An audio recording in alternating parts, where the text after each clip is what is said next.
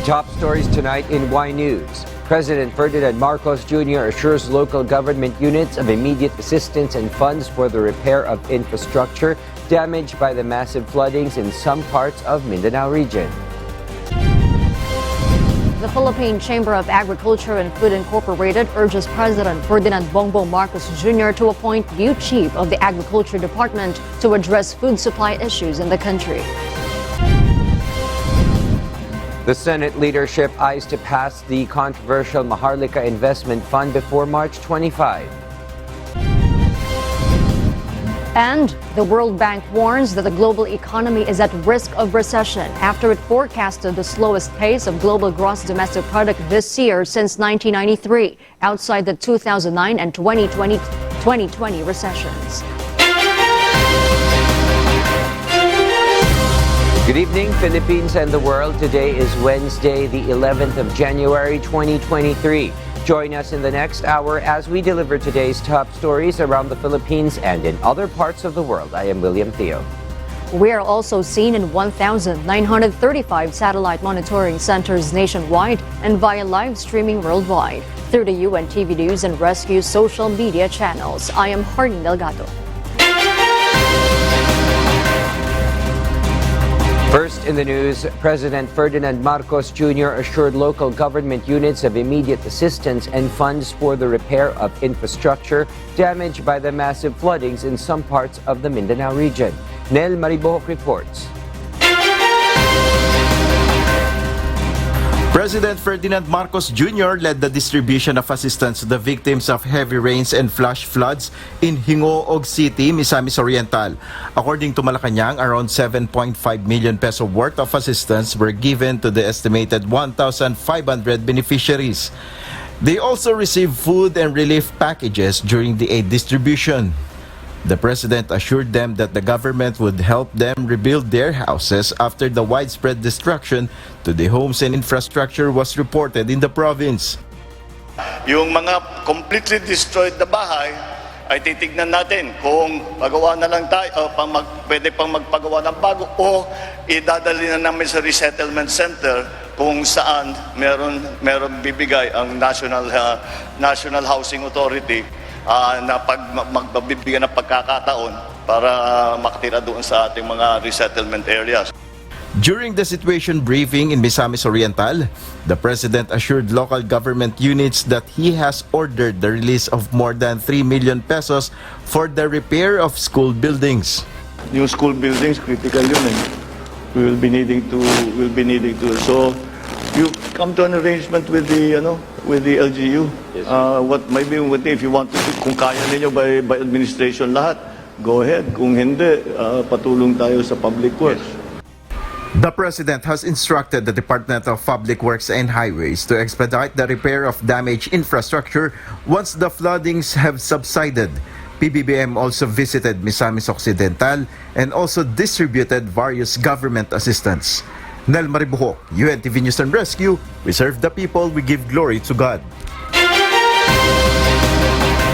The Philippine Chamber of Agriculture and Food Incorporated, or PCAFI, sees that the issue on onion now reflects the bigger view of problems in the Agriculture Department. During a press conference earlier today, January 11, heads of different sector in agriculture present the situation in local production of food. They are not totally against importation, but it should be based on the data to prevent negative impact to farmers. Onions problem is a symptom of a problem. It's a symptom of a problem in the sense that onions is just telling us an example of what happened to the different commodities. The chairman of the United Broiler Raisers Association, or UBRA, and the Philippine Egg Board Association said that President Ferdinand Marcos Jr. should appoint new agriculture chief who can address the problems in the department. The president decided to personally lead the DA since the start of his administration.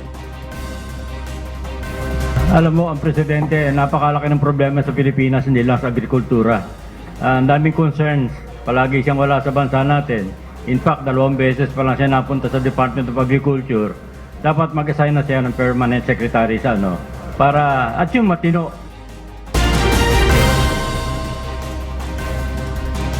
Meanwhile, Philippine Atmospheric, Geophysical and Astronomical Services Administration or PAGASA still monitors a low-pressure area or LPA in the Philippine Area of Responsibility or PAR. As of 4 p.m. on Wednesday, January 11, it was located at 475 kilometers east of Surigao City. With shear line, the two weather systems will bring scattered rain showers and thunderstorms over Mimaropa, Bicol Region, Visayas, and Mindanao. Rains will also be experienced in Cagayan Valley, Aurora, and Quezon due to the effect of northeast monsoon. Meanwhile, Metro Manila and the rest of Luzon will experience light rains. Department of National Defense Undersecretary Angelito De Leon confirms that they will remain in their posts even after they filed a courtesy resignation. This after Secretary Carlito Galvez Jr. said yesterday that all DND officers will stay. Leia Ilagan will tell us why. Department of National Defense or DND Secretary Carlito Galvez Jr. did not receive resignation from any official of their organization, but he said in a text message that all DND officials will stay at their post. DND Undersecretary Angelito De Leon also confirms that they will remain on their post even after the transition period of the new leadership. We all agreed we stay, the senior leaders, the undersecretaries and the assistant secretaries. USEC De Leon also said that they will help the new secretary to fulfill the mandate of the Defense Department. Everyone stays on, and let us continue and focus with the mandate of the Defense Department and the One Defense Team, including its bureaus and the Armed Forces of the Philippines. And even after the sudden change of the leadership of the Armed Forces of the Philippines or AFP, USEC De Leon said it is not necessary to conduct a loyalty check. Wala pong kailangang loyalty check. The AFP remains steadfast and loyal to the Constitution, the flag, and the duly constituted authorities. De Leon said Secretary Galvez will continue the 10-point agenda started by resigned DND officer in charge Jose Faustino Jr. and will promote other programs of the organization. Leia Ilagan, UNTV, News and Rescue. We serve the people. We give glory to God. The Commission on Elections, or COMELEC, has started the voter registration for persons deprived of liberty today. Dante Amento tells us why.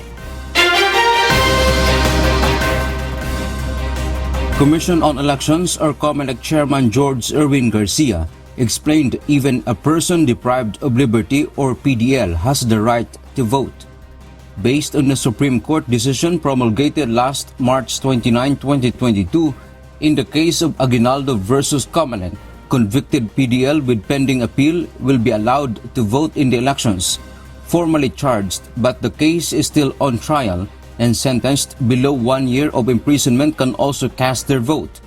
Ang maliwanag lang po ngayon, wala nang hindrance sa part ng COMELEC upang iparehistro ang ating mga PDL, upang payagan silang makaboto anuman ang nature ng ating electoral exercise, whether national or local. Thus, the poll body opened satellite registration sites for PDLs on Wednesday, January 11, in different penal colonies in the country. Lahat po ng mga nakapila natin na magpaparehistro, lahat po sila ay merong appeal sa ating pong Supreme Court o sa Court of Appeals. Alam naman po natin yung karapatang bumoto ay hindi lamang para sa mga katulad natin na nasa labas, kung hindi yung mga sa katulad din nila na hindi pa naman final and executory yung judgment para sa kanila. Voter registration for persons deprived of liberty will be until tomorrow, January 12. Chairman Garcia led the activity at the New Bilibid Prison or NBP this morning. Some satellite venues are in correctional institution for women in Mandaluyong City and other prison and penal farms in Visayas and Mindanao regions. Para sa akin po, importante po kasi ito kasi ito po yung nagbibigay sa amin ng karapatan na bumoto. At siguro, pakiramdam namin, mamamayan pa rin kami ng mamamayan ng Pilipinas. Makaboto po ako muli. Kasi dati naman po ako talagang botante po. Sa probinsya po, sulit po akong botante po. The right to suffrage is one of the primary human rights of Filipinos under the Constitution, but anyone may be deprived from exercising such right upon conviction of a crime. Dante Amento, UNTV, News and Rescue. We serve the people. We give glory to God. The Commission on Elections, or COMELEC, has started the printing of ballots for the special elections in the 7th Legislative District of Cavite on February 25, 2023. A total of 355,184 automated ballots will be printed until next week for the 116 barangays in the municipalities of Amadeo, Indang, and Tanza, and Trece Martires City. Winning aspirant or candidate in the special elections would fill in the vacated position of Department of Justice Chief Boying Remulla. The Senate leadership is eyeing to pass the controversial Maharlika Investment Fund before March 25.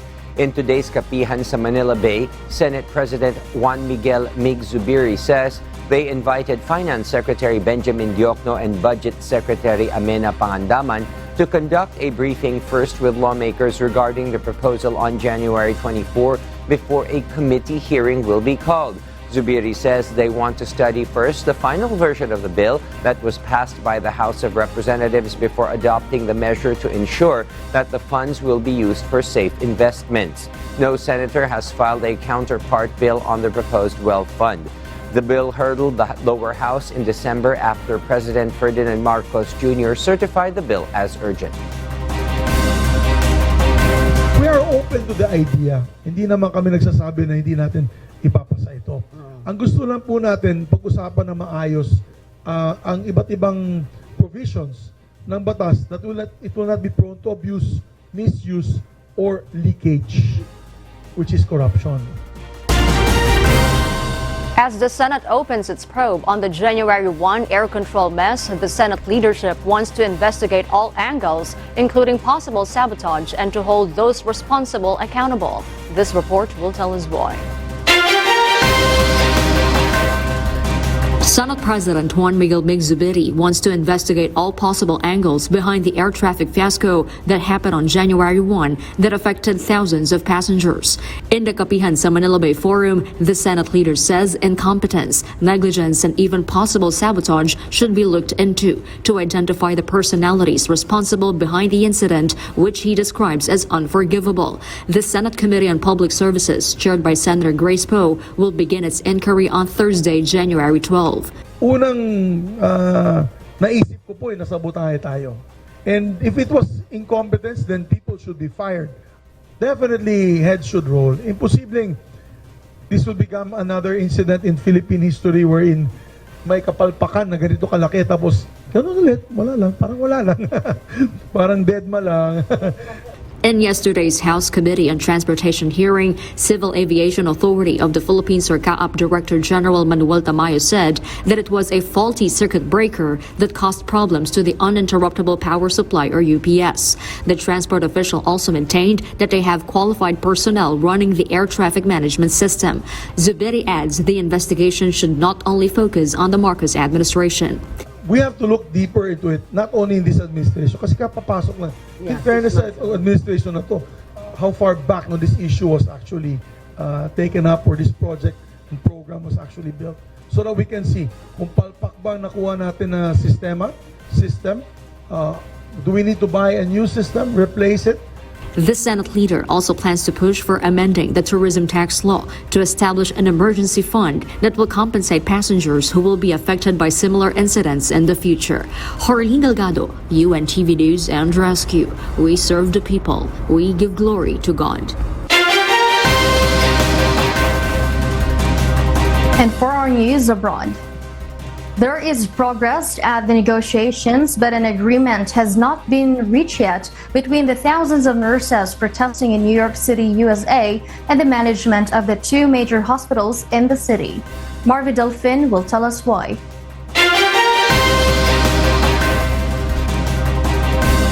Of an ongoing strike of more than 7,000 nurses from two New York City hospitals, namely the Mount Sinai Hospital and Montefiore Bronx. However, an agreement was still not reached as of Tuesday, January 10. Officials from the New York State Nurses Association say that management did not agree to its latest proposal. The nurses asked for better working conditions and pay, as well as increase of staff members in the hospitals. Today, council members have voiced their support for the thousands of workers. They hope that a mutually accepted resolution will come sooner than later. Meanwhile, a Filipino health worker in the city echoed the sentiments of the nurses. As a healthcare worker, ay napakahaba ng oras namin. Minsan nagdo-double duty kami, especially those 2 years ago during the pandemic days. We put our lives at stake na talagang hindi na kami nakauwi sa pamilya. Some of us have died during the duty. So, siguro karapat-dapat lamang na ibigay ng ospital ang benepisyo karapat-dapat sa amin. Especially as na malaki ang sakripisyo namin sa ospital dahil sa dami ng pasyente. Marvy Delfin, UNTV News and Rescue. We serve the people, we give glory to God. In their Global Economic Prospects report, the World Bank warns that the global economy is at risk of recession after it forecasted a global GDP of 1.7% this year. This forecast is the slowest pace since 1993, outside the 2009 and 2020 recessions. The announcement also came as the banking rate hikes intensify, Russia's war in Ukraine continues, and the world's advanced economies face major slowdowns. This while many nations are also on the verge of bankruptcy. This outlook will also be difficult for emerging markets and developing economies as high debt loads, weak currencies, poor income growth, and decreasing business investment become their struggle. Meanwhile, a new evolution road plan is expected to be considered by the World Bank's board this week, which aims to improve the organization's lending capacity to tackle climate change and other global crises. We'll share more global stories with you later, but for now, back to you, Harleen. Thank you, Marielle. Senator Cynthia Villar has reminded the Department of Agriculture that importing food supply should be a temporary option and not a long-term solution. Eileen Cerudo will tell us why. During a Senate committee hearing, Senator Cynthia Villar said that the primary mandate of the Agriculture Department is to have a developmental program that will produce enough food supply in the country. This is amid numerous importation due to the shortage of food production, such as onions. According to the lawmaker, importing supply should only be a temporary solution. Pag gano'n ang inyong mandate, tatawagin nga kayong Department of Importation. Hindi kayo Department of Agriculture. Yan natawag sa inyo eh. The Senate Committee on Agriculture, Food and Agrarian Reform discussed Senate Bill number 120, or the Yellow Corn Industry Development Act. This aims to develop the country's corn industry. Based on DA's report, the demand for corn in 2023 reached 8.9 million metric tons, but there is around 9 million metric tons of supply. Almost 500,000 metric tons, however, were imported. During the hearing, the senators said that the country should cease importation of corn. The DA should also focus on implementing programs to develop the agriculture industry and help local farmers. Clear ba yun sa atin? Ha? Na hindi nyo trabaho ang buhayin ng importe. Ang trabaho nyo, buhayin nyo ang local farmers. That's the role of the Department of Agriculture. Sana tandaan nyo yun. Meanwhile, the Agriculture Department supports the proposed law for the development of the country's corn industry. Eileen Cerudo, UNTV News and Rescue. We serve the people, we give glory to God. Meanwhile, the Department of Education, or DepEd, is set to conduct the Basic Education Report, or BER, 2023 on January 30. This aims to present the state of basic education in the country and the plans and initiatives of the department to fulfill its mandate. In a statement, DepEd said it also intends to provide a broad report about the basic education sector, which will include updates on the ongoing review of the K-12 curriculum. President Ferdinand Marcos Jr. earlier has given DepEd until July 2023 to finalize its review of the program. Go Negosyo founder Joey Concepcion met with Department of Tourism or DOT Secretary Cristina Frasco to discuss collaborative ventures to improve the tourism industry by strengthening tourism-related activities for micro, small and medium enterprises or MSMEs in the country. During the meeting, Secretary Frasco specifically mentioned the importance of boosting the participation of the local government units as well as the regional offices. The DOT chief identified that the capability to market tourist offerings is one of the most important training sessions needed in tourism industry, adding that the department is open to the expertise of the mentors of Go Negosyo. Since 2016, the organization has mentored more than 12,000 entrepreneurs, to which Frasco commended the idea of training tourism stakeholders through money, market, and mentorship or 3M on wheels and its mall-based mentoring program. The possible collaboration discussed also includes the conduct of a tourism summit in May, with Cebu as the pioneer location, while similar efforts will be replicated outside the province. The organization will also offer NegoSem, a mentorship program targeting tourism MSMEs and its workforce, with the DOT in charge of the areas which will be part of the said program. The DOT is eyeing to train 100,000 tourism workforce across all 16 regions in the country.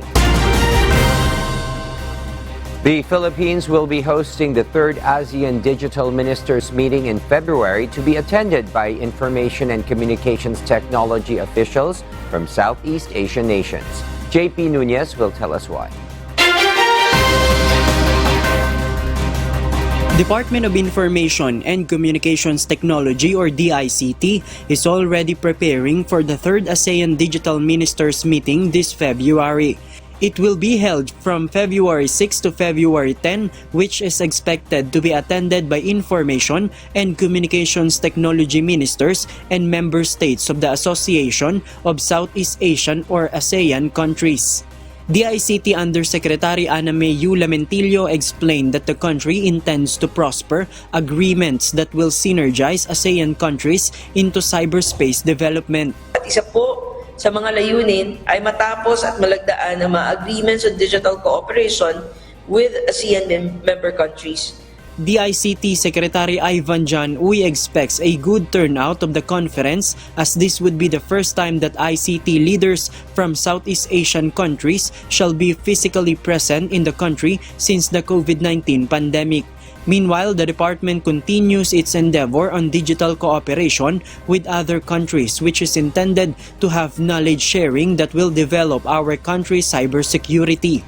Aside from China and Belgium, which signed Memorandum of Understanding on Digital Cooperation, the Philippines will also coordinate with other countries such as United Kingdom, Spain, France, Estonia, Ireland, Thailand, Indonesia, Papua New Guinea, Brunei, and Malaysia, among others. Ang cyberspace po at digitalization ay borderless, kaya mahalagang magtulungan ang iba't ibang bansa to maximize the benefits of technology at para din masolusyonan ang mga challenges na bahagi na rin po ng digitalization. JP Nunez, UNTV, News and Rescue. We serve the people, we give glory to God.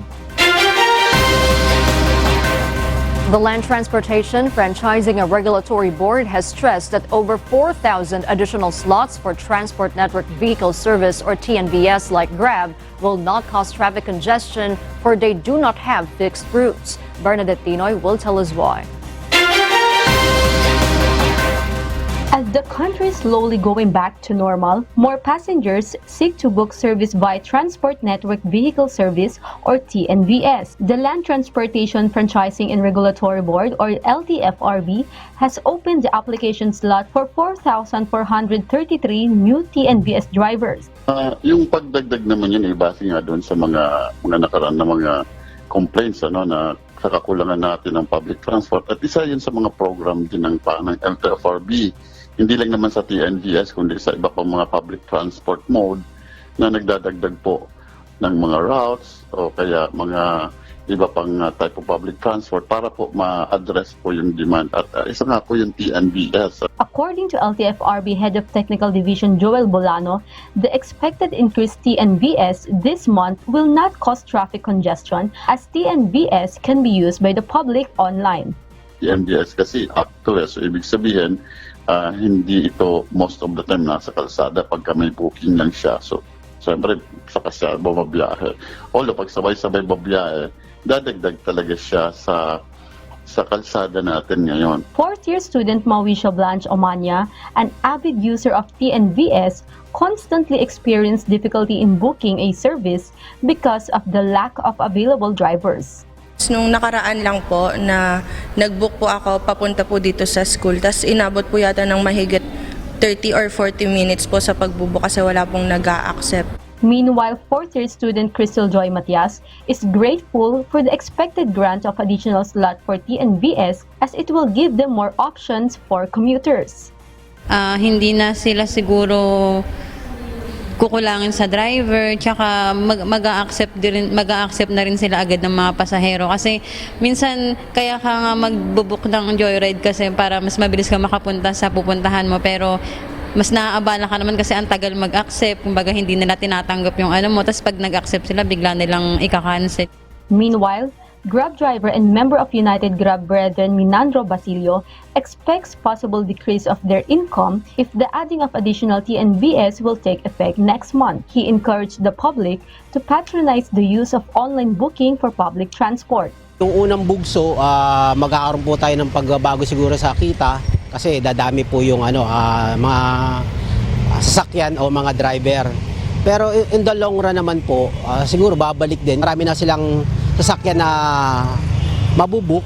So, makakapaghikayat din po sila ng lalong magtangkilik po dun sa mga TNC. For the process of application, those interested must first be accredited by the Transport Network Company or TNC, as the agency will do an assessment and recommend their application afterwards to LTFRB. Bernadette Tino, UNTV News and Rescue. We serve the people, we give glory to God. Russia's mercenary Wagner Group is claiming to have the town of Solidar in eastern Ukraine, but Kyiv says its soldiers are holding out. Ia De Vera will give us the details live. Yes, Ia, good evening. Good evening, Marielle. Russia's month-long battle with Ukrainian forces over Solidar in Ukraine is nearly coming to an end, leaving the salt mining town devastated and covered with corpses. But Ukraine's President Volodymyr Zelensky praised the resilience of the Ukrainian forces. Це надзвичайно важко, та майже не залишилось цілих стін. Завдяки стійкості наших воїнів там, в Солидарі, ми виграли для України додатковий час і додаткові сили. А що хотіла Росія там виграти? Повністю все зруйновано, життя майже не залишилось і тисячі їхніх людей втрачені. Вся земля під Солидаром в трупах окупантів і в шрамах від ударів. Ось так і виглядає. The capture of Solidar would allow Russia to access the town's deep network of salt mine tunnels in order to penetrate the regional city of Bakhmut. This would also cut off Bakhmut's major supply line from the nearby city of Sloviansk. However, it is believed that Russia is unlikely to take over Bakhmut immediately due to Ukraine's stable defense lines, according to the United Kingdom's Defense Ministry. Back to you, Marielle. Thank you, Ia De Vera, for that live report. Chinese embassies have suspended issuing visas to South Korean and Japanese travelers. Joselito Liquido explains why live. Yes, Joselito, go ahead. Good evening, Marielle. In what is seen to be a retaliation to new COVID-19 countermeasures implemented by South Korea and Japan, Chinese embassies in these countries stopped issuing visas for South Korean and Japanese travelers on Tuesday, January 10. The suspensions of the visa issuance was announced by embassies in Tokyo and Seoul via a brief online notice and will cover tourist and business travelers as well as other visa categories. The announcement made in South Korea also included a message saying that the ban would continue until the country lifts the restrictions they said is discriminatory entry measures against China.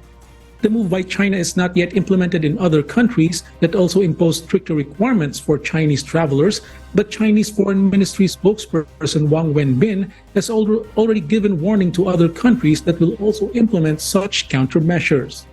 At least 10 countries from Europe, North America, and Asia have also required stricter requirements for travelers coming from China recently, expressing concern about the lack of information coming from China about their current outbreak and fear of new virus variant spreading. Riel? Thank you, Joselito Liquido, for that live report. And those are the reasons behind the news in other parts of the globe. I am Maria Latoza reporting live from Perth, Australia. Good evening. Senior citizens and solo parents are among the recipients of the medical mission and other free services conducted in Barangay Bagong Bayan, Project 4, Quezon City. Gladys Tawabi will tell us why. Free store feeding program, medical, dental, and optical missions are among the public services offered on Wednesday, January 11 by the Members Church of God International or MCGI. Senior citizens and solo parents in Barangay Bagong Buhay Project 4, Quezon City are the top recipients of the said activity. Rodolfo Vergara, 80 years old, finally had his eyes and knees checked up. According to him, his knees have been bothering him for about a year, but hasn't been able to visit a doctor due to lack of financial resources. Masaya po ako. Sabi pinay tulong sa akin. Maraming salamat po. Una-una, Panginoon. Pangalawa, sa tumutulong sa amin. Lalo sa araw-araw po. Binibigyan kami ng lakas ang Panginoon. Kahit paano meron kami tumutulong sa amin. Katulad sa inyo ngayon. Kayo ang tumulong sa amin. Maria Mercedes Lava, a solo parent, took the opportunity to avail free services and get free vitamins for her child. Malaking tulong din sa amin na pagdagdag ng mga ng pangailangan sa lahat ng kahit lalo na mga gamot, bigas, mga ganun. Malaking tulong din po. Lalo na sa gamot para sa baby, malaking tulong din po. Mga vitamin, check-up, malaking tulong sa bata. So ngayon, malaki din yung mahal din yung pangbayad ngayon pag lalo sa magpapacheck up ka sa mga private. National Council for Solo Parents, on the other hand, acknowledged the significance of the event held by the MCGI to help people in need. Hindi lahat ng local government units natin kayang sagutin yung pangangailangan ng solo parent at lalo-lalo yung mga anak nila. At sa parte ng mga solo parents, napakalaki nito para maramdaman nila na hindi sila nag-iisa sa buhay, na meron silang pwedeng lapitan, pwedeng masandalan, at kumbaga ay nagbibigay ng karagdagang pagmamahal sa kanila kahit hindi naman nila kamag-anak. MCGI and its partner UNTV Public Service Channel will continue providing public services in the hope of improving people's lives with God's help and mercy.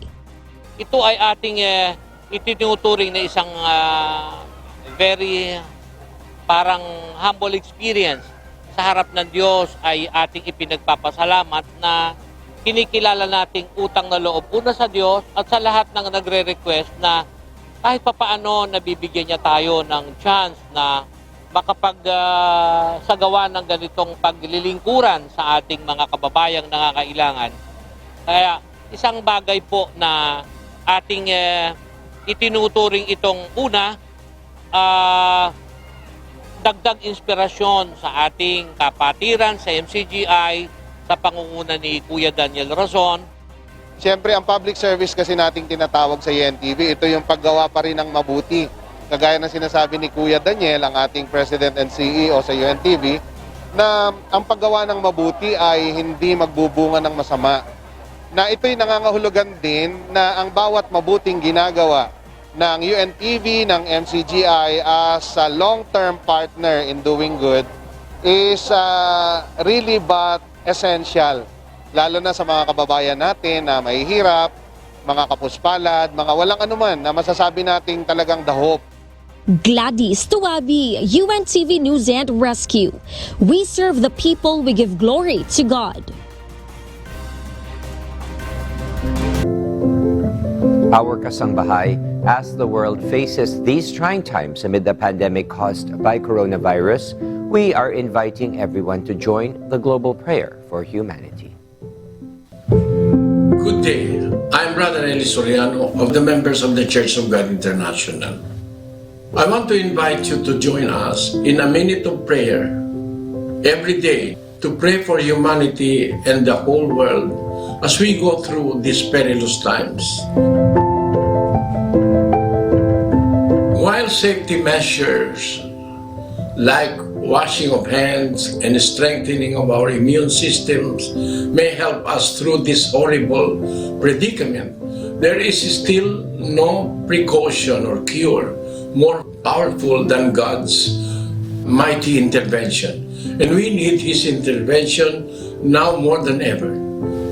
It doesn't matter what religion you are in or what denomination you belong. This is an invitation for all the people around the world who cares for the future of their family, friends, loved ones, and humanity as a whole. Everybody is welcome to pray with us. For more details, you can check out the description box below. Thank you very much, and I hope to hear from you soon. May God bless you.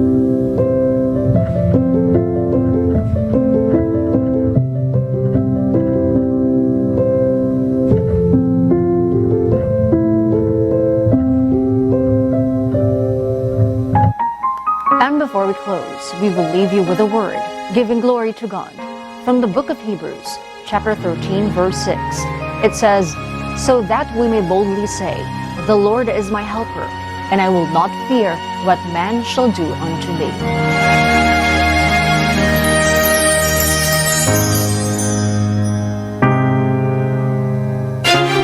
And those are the reasons behind the news, January 11, 2023. Reasons we deliver to you as they unfold. I am Harin Delgado. And because we need to know, we will always ask why. I am William Theo. We serve the people. We give glory to God.